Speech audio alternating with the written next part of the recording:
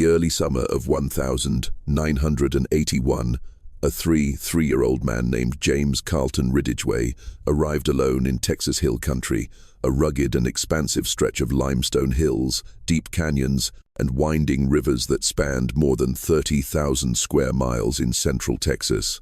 Locals remembered that June well.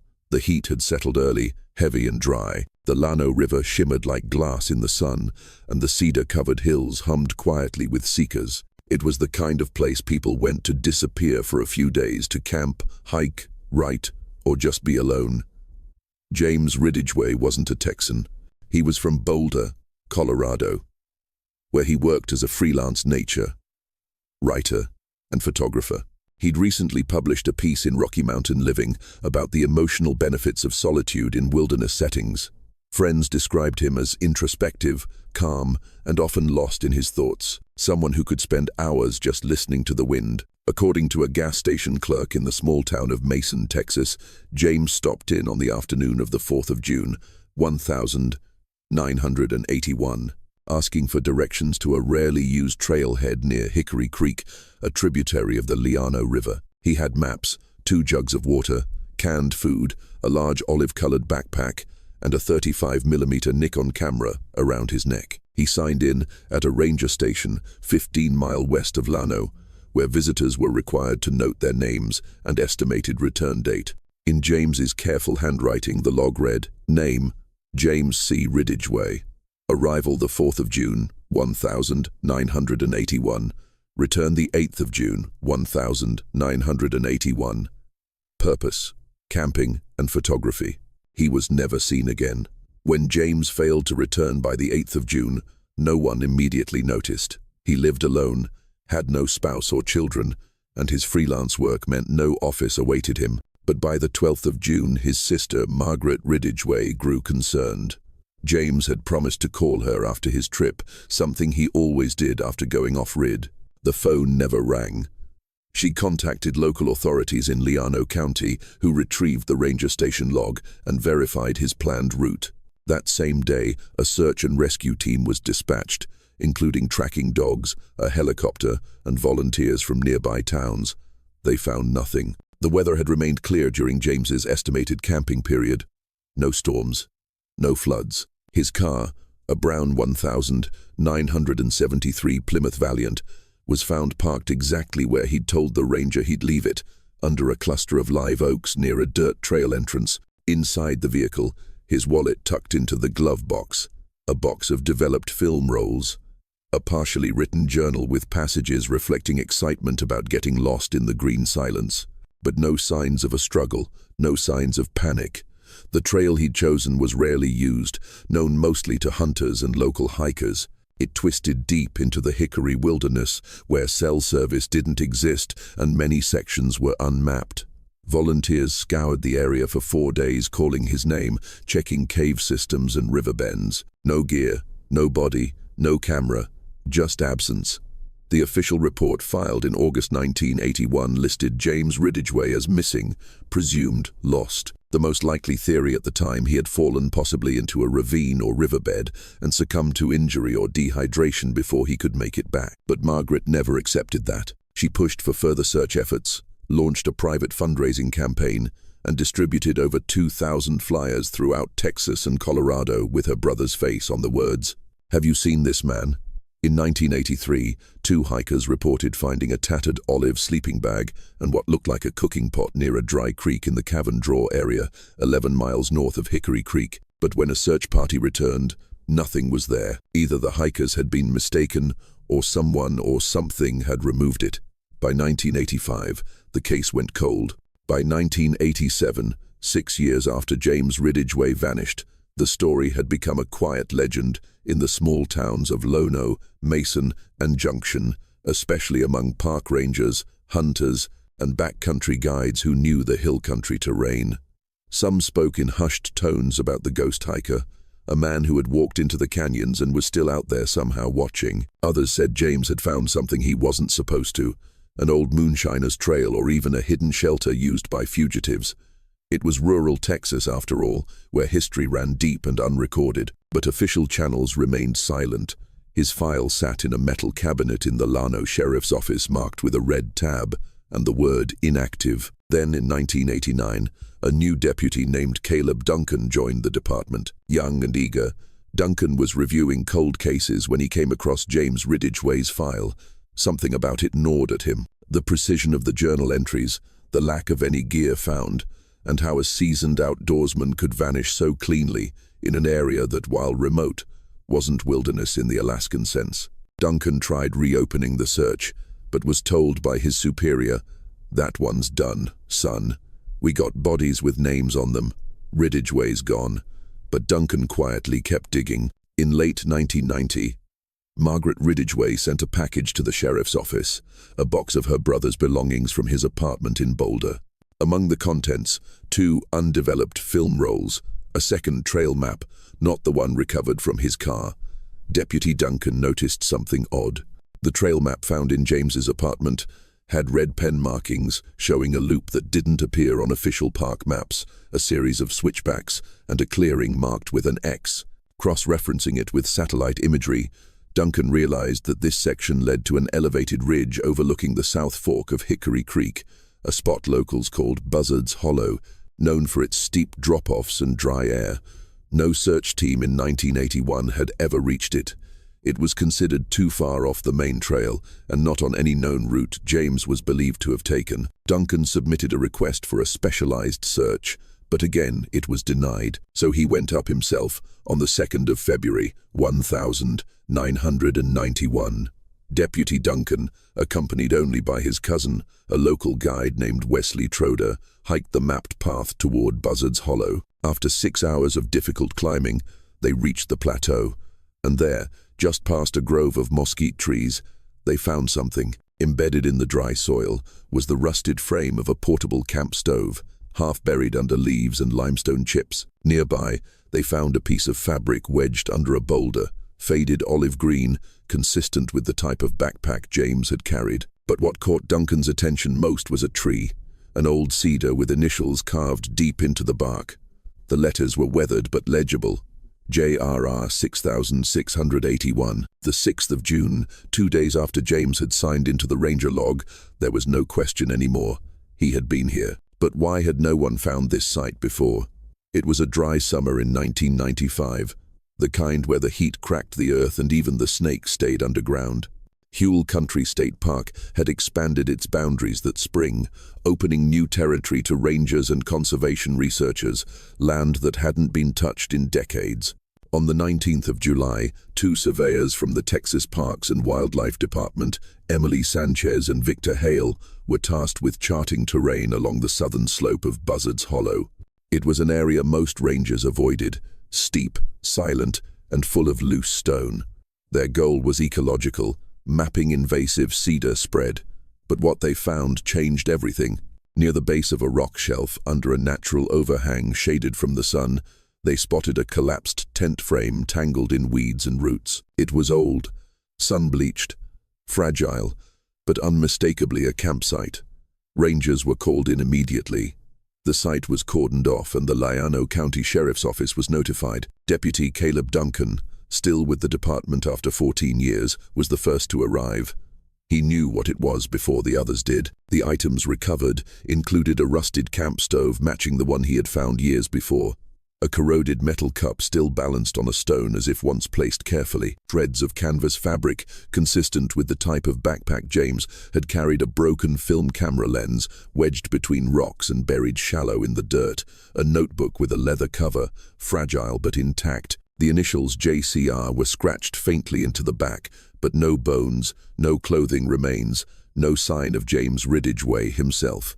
The site looked abandoned, but not destroyed. It was as if he had set everything down, walked away, and never returned. The notebook was sent to Austin for forensic analysis and preservation.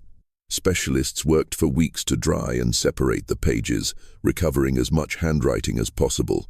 Most entries were mundane nature descriptions, thoughts about silence, sketches of birds, and canyon shapes. But the last 3 entries, dated the 6th of June to the 8th of June, 1981, shifted the entire investigation.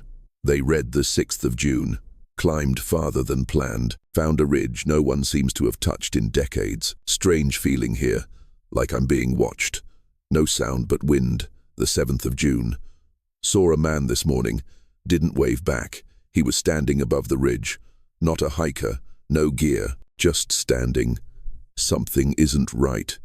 The 8th of June. A moving camp at first light. I can't sleep. The man came closer last night. I didn't imagine it. He just stood near the trees for hours. I packed everything, but I'm too tired to walk in the dark. Tomorrow I leave. There were no more entries. The final entries in James Ridgway's journal introduced a new dimension to the case, one that no investigator had previously considered. Until that point, the leading theory had been accidental death, a fall, dehydration, snakebite. But now the possibility of an unknown individual, someone present in those hills, intentionally avoiding contact, pointed towards something more sinister. Deputy Caleb Duncan revisited every missing persons report from 1,980 to 1,985 in Central Texas. One case stood out. A drifter named Elias Monroe, arrested in 1979 for trespassing on private land near Lono County, known to camp alone in the wilderness for months at a time. He had a history of mental health issues, and in 1981 he had reportedly been seen wandering barefoot near Hickory Creek, according to an old sheriff's log. But Monroe had never been arrested again. His trail went cold in 1982, and no body was ever found. Could he have been the man James saw? Or was it someone else entirely? A hermit, a fugitive, a predator. The hill country, for all its beauty, had its share of hidden lives. Following the 1,995 rediscovery of James's camp, news spread across Central Texas. Local newspapers ran headlines like, "Writer's lost camp found after 14 years. Was James Ridgway being watched?" Old rumors came back to life. One man, Henry Mallister, a rancher in his 72nd, claimed that back in the early 82nd, several of his goats had gone missing near Buzzard's Hollow, and that he once found animal bones arranged in a circle near a dry creek bed. A former game warden, Travis Beal, told the Llano Gazette that in 1982 he discovered a makeshift shelter hidden deep in a gulch with animal pelts, canned food, and drawings on the stone walls. He never reported it because it didn't look criminal, just strange. When he returned months later, it had been burned down. Nothing ever came of those leads, but together they painted a troubling picture. Someone may have been living in those hills, watching, moving, surviving, and possibly targeting. With no body and no confirmed suspect, investigators and journalists began building theories. The recluse theory. James encountered a territorial hermit who felt threatened by his presence and forced him to flee or silenced him altogether. The feral man theory. Echoing local folklore, some believed James had stumbled into the path of a mentally unstable individual, possibly someone who had abandoned society and survived off-grid for years. The accidental fall with paranoia. Others argued James' final entries reflected sleep deprivation or heat-induced hallucinations, and that he fell or became lost while trying to escape a perceived threat that wasn't real. But Margaret Ridgway, still alive, still persistent, refused the last explanation. My brother was not a paranoid man. He was clear, precise, and honest. If he said he saw someone out there, then he did, and that belief kept the case open unofficially in the hearts of those who had followed it from the beginning. Among the items recovered at James Ridgway's abandoned campsite in 1995, there had been one piece most considered too damaged to be of use. The broken 35mm camera lens buried near the tent frame, but in January 1996, after public pressure and renewed media interest, the Texas Department of Public Safety agreed to submit the camera, lens, body, and what remained of the inner film spool to a lab specializing in salvaging degraded media. It took weeks. The camera's casing had corroded badly, and moisture had fused portions of the film together, but the technicians managed to extract and isolate 3 frames from the final roll. The images were grainy, stray with light leaks, and partially degraded, but what they captured would reignite the mystery. Frame 1, a landscape shot. James's signature style, horizon balanced, tree branches framing the sky, golden hour lighting over the hills, nothing unusual. Frame 2, A self-timed shot. James standing in front of a rock formation, holding his camera's remote shutter. He's not smiling. His posture is tense. But what stood out wasn't James. In the background, between two trees, a figure just barely visible is standing very still. Not close, but not far either. Zooming in revealed a man, slim build, unkempt hair, no visible gear, one shoulder pressed against a tree, possibly hiding, eyes reflecting just enough light to seem aware of the camera. Frame 3, dark, blurry, possibly taken at night, unintentionally, but in the bottom corner, a blurred hand reaching forward. Whether it was James's or someone else's couldn't be determined. The 3 photos were enough for Deputy Duncan to reopen the case file. They proved one thing beyond doubt. James Ridgway wasn't alone out there. Despite renewed attention, no further discoveries followed. The cameraman, the man in the trees, and the trail James left behind remained elusive, devoured by time, by wilderness, or perhaps by human will. No body, no confession, no witnesses.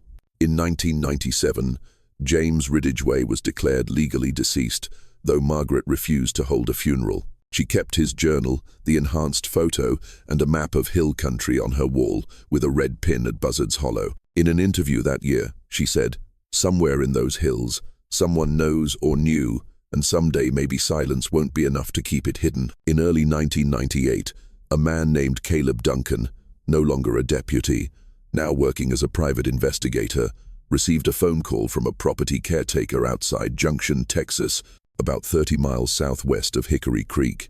The caretaker, Bobby Cole, had been cleaning out the attic of a ranch house that once belonged to Harold Null, a reclusive landowner who died in 1995. Null had lived alone, owned 2,000 acres of land bordering the southern edge of Buzzard's Hollow, and was known for keeping people off his land by any means necessary. In a sealed metal box, Bobby had found a leather-bound journal dated sporadically from 1979 to 1984, written in tight cursive and littered with angry, paranoid thoughts. One entry from June 1981 read, "Saw a stranger in the northern ridge, not local, camera around his neck, don't like it, don't trust it." Not the first one wandering through here.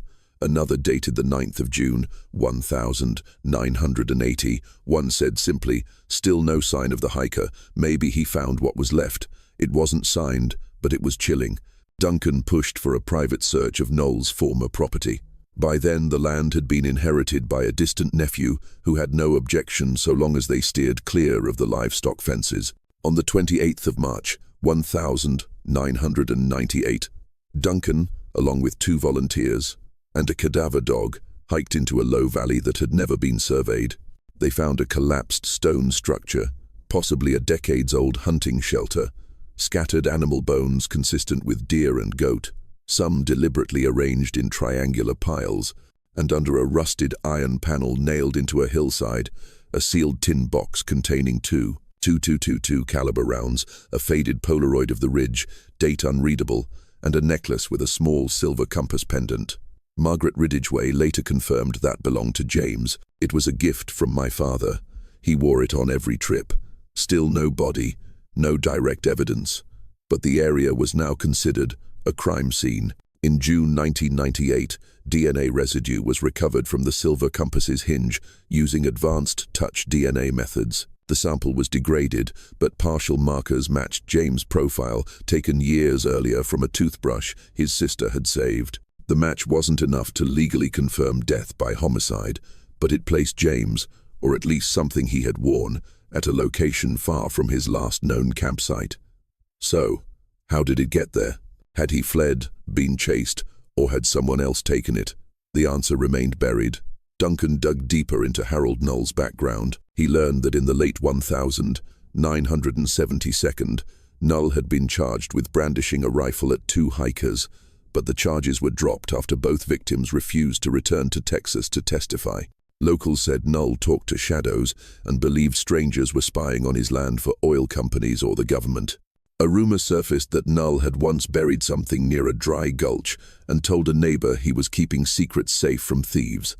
That neighbor, now 81 years old, was tracked down in Kerrville. He confirmed Null had been obsessed with maps and once drew a sketch on a napkin someplace near a broken cedar and a split rock. Duncan went looking. In November 1998, Duncan returned to Buzzard's Hollow, this time near the southern edge where Null's land met public land. After 2 days of hiking, he found it.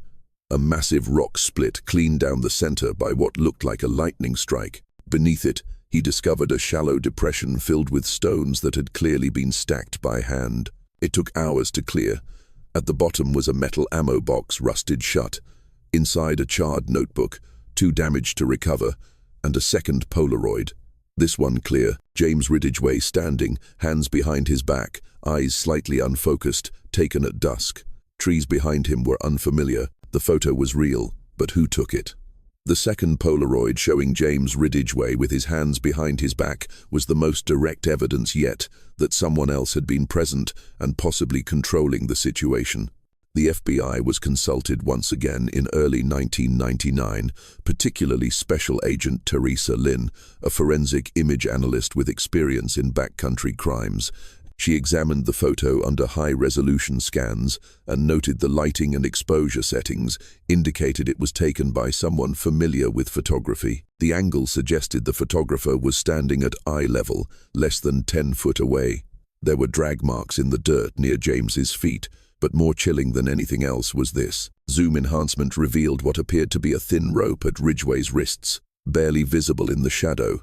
It was no longer a missing persons case. By spring 1999, the area surrounding Buzzard's Hollow was under quiet surveillance. Duncan, now working unofficially with federal investigators, believed someone had helped Null, or perhaps continued living in the hills long after his death. Trails of smoke had been spotted from a distance on multiple occasions. Hunting cabins in nearby areas were found broken into, and one rancher in March of that year reported hearing a voice shouting, "Get off the trail deep in the woods," even though no one was ever seen. The land was too vast, the terrain too wild.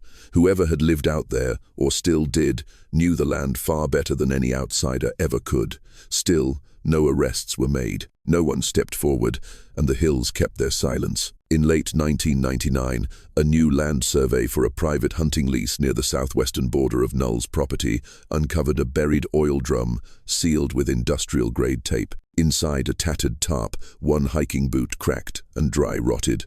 3 rolls of undeveloped film, a metal canister with James's initials scratched on the lid. The film was processed in Quantico. Only 2 frames survived.